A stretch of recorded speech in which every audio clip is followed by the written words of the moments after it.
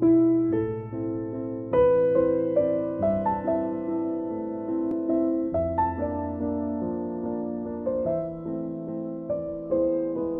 Herceg.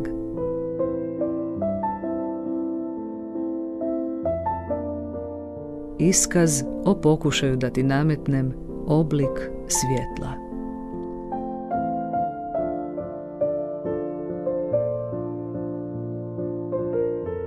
Kome ću dati priznanje?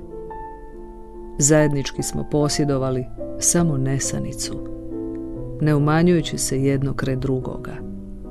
I što sad, ako tvoja ruka prebrzo nestane kroz moju?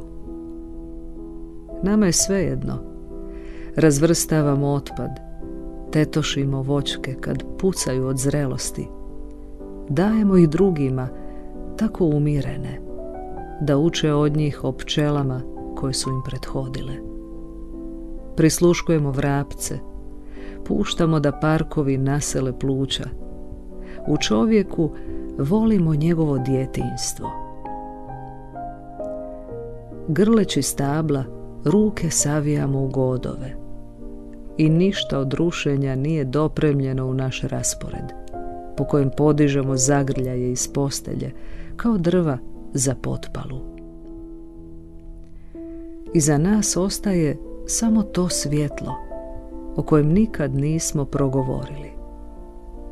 Gledala sam tvoju tugu kao vlastitu djecu i previjala joj zglobove. Ostaje samo naučena odlučnost na licu kojim izlazim pred ljudska bića i pravim se da mogu govoriti sve ono što se treba reći.